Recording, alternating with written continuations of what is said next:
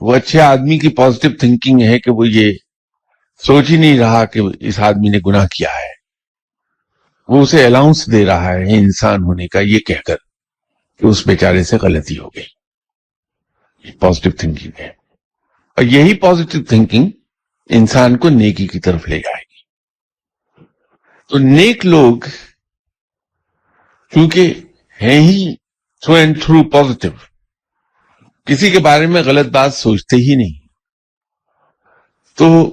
ان کے جسم کے اندر ایک کیمیکل چینج مسلسل آتی رہتی ہے کہ ان کی باڈی میں ایک مخصوص کیمیکل ایمٹ ہوتا رہتا ہے، جس سے ان کے ذہن میں سرشاری کی کیفیت پیدا ہوتی ہے، ایک سرور کے عالم میں رہتے ہیں، جس سے وہ مزید پازیٹو ہوتے چلے آتے ہیں،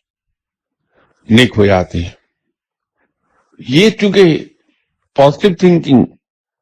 انسان کے ذہن کے مختلف سیلز کو ایکٹیویٹ کرتی ہے، وہ چیزیں دیکھ سکتا ہے جو عام آدمی نہیں دیکھ سکتا، وہ ہزاروں سال پہلے